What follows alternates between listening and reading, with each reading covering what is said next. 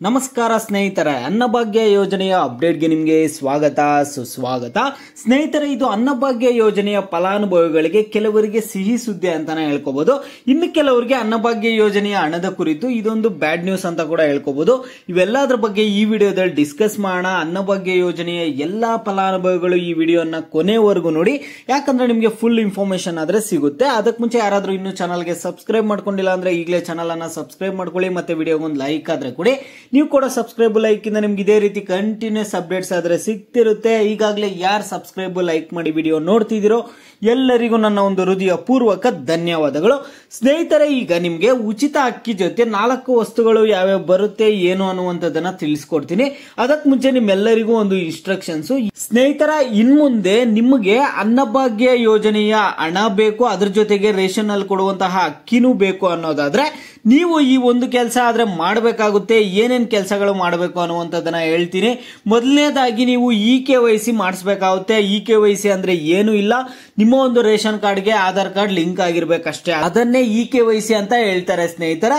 ಈಗ ಯಾಕೆ ಮಾಡಿಸ್ಬೇಕು ಏನು ಅಂತ ನೀವು ಕೇಳೋದಾದ್ರೆ ಸ್ನೇಹಿತರೆ, ನೋಡಿ, ಈಗ ನಿಮ್ಮ ರೇಷನ್ ಕಾರ್ಡ್ ಅಲ್ಲಿ ಇರುವಂತಹ ಸದಸ್ಯರಲ್ಲಿ ಏನಾಗಿರುತ್ತೆ ಅಂದ್ರೆ, ಯಾರಾದ್ರೂ ಒಬ್ರು ತೀರ್ಕೊಂಡಿರ್ತಾರೆ, ನೀವು ಅವರ ಹೆಸರನ್ನ ತೆಗ್ಸಿರಲ್ಲ, ರೇಷನ್ ಕಾರ್ಡ್ ಇಂದ ತೆಗ್ಸ್ದೇನೆ ಅವ್ರ ಹೆಸರ ಮೇಲೆ ನೀವು ಅನ್ನಭಾಗ್ಯ ಯೋಜನೆಯ ಹಣ ಕೂಡ ತೆಗೆದುಕೊಳ್ತಿರ್ತೀರಾ, ಅದ್ರ ಜೊತೆಗೆ ಉಚಿತ ಅಕ್ಕಿ ಕೂಡ ತೆಗೆದುಕೊಳ್ತಿರ್ತೀರಾ.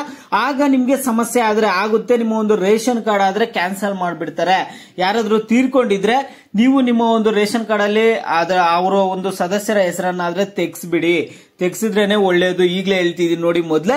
ಓಕೆನಾ ಸ್ನೇಹಿತರೆ? ನೋಡಿ, ಈಗ ನಿಮಗೆ ಅನ್ನಭಾಗ್ಯ ಯೋಜನೆಯ ಹಣದ ಕುರಿತು ಬಂದಿರುವಂತಹ ಗುಡ್ ನ್ಯೂಸ್ ಗಳ ಬಗ್ಗೆ ತಿಳಿಸ್ಕೊಡೋದಾದ್ರೆ, ನೋಡಿ, ಇಲ್ಲಿ ಪಡಿತರ ಚೀಟಿದಾರರಿಗೆ ಗುಡ್ ನ್ಯೂಸ್. ಅನ್ನಭಾಗ್ಯ ಹಣದ ಬದಲು ಬೇಳೆ, ತಾಳೆ ಎಣ್ಣೆ, ಸಕ್ಕರೆ ವಿತರಣೆ.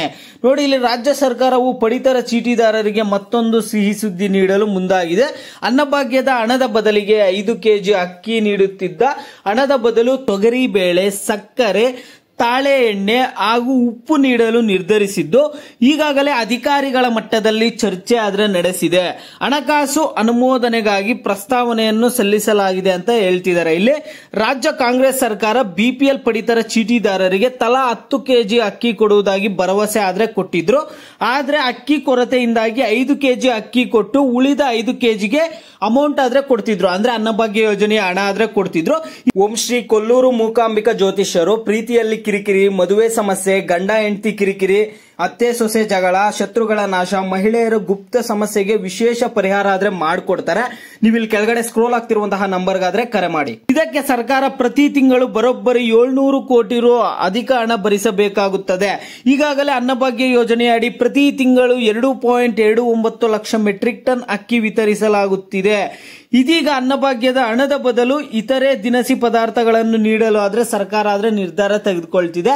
ನಿಮ್ಗೆ ಮುಂದಿನ ದಿನಗಳಲ್ಲಿ ಅನ್ನಭಾಗ್ಯ ಯೋಜನೆಯ ಹಣ ಆದ್ರೆ ಬರಲ್ಲ, ನಿಮ್ಗೆ 10 ಕೆಜಿನೂ ಆಹಾರ ಪದಾರ್ಥಗಳೇ ಬರುತ್ತೆ.